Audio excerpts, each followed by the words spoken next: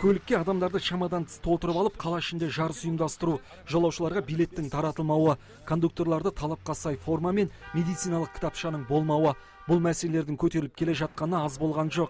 Алайда неге екені белгісіз, әлі күнге дейін нәтиже жоқ. Болмапты да. Шараны қолданатын құзырлы мемлекеттік органдар бар. Мысалы, облыстық деңгейде ол ЖКХ жаңағы мынау тасымалдауға жолаушылар тасымалдау басқармасы. Қалалық деңгейде ол қалалық акимиятқа бағынысы жаңағы қалалық көлік бөлімі. Солар құзырлы органдар болады. Олар тиісті мемлекетті бақылау жасау керек.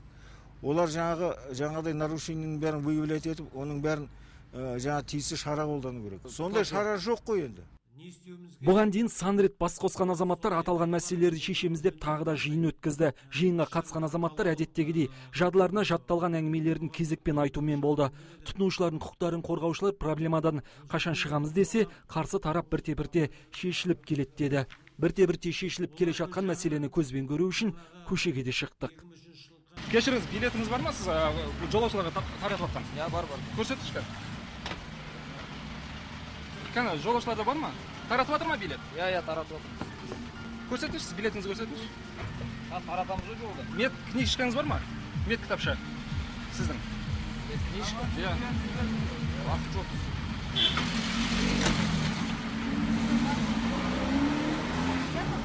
Газельдерге вообще сыймайды адамдар.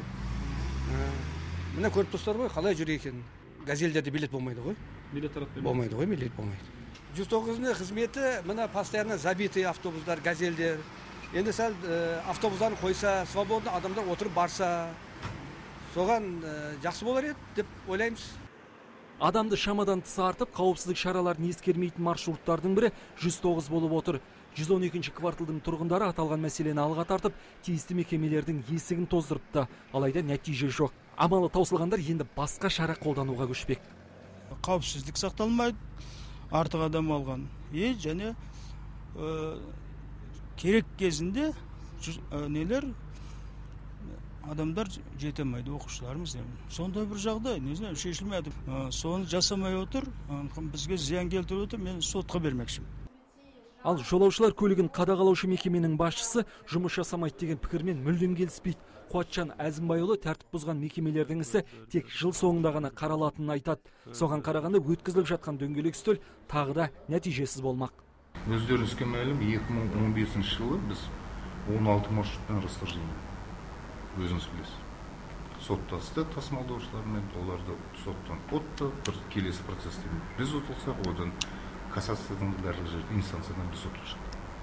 Оның бәрінің себебі осылар сіздердің айтып жатқан форма одежды, обелечивание, соның барлығы соған қалыптасып, біз бір ескерту береміз, екі ескерту уже барлық шектен кеткен екен. Нәтижесінде 2014 жұмысын атқарған нәтижесінде біз 16 бағыттан расторжение.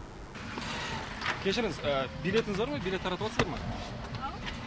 Жолаушыларға. Жоқ па?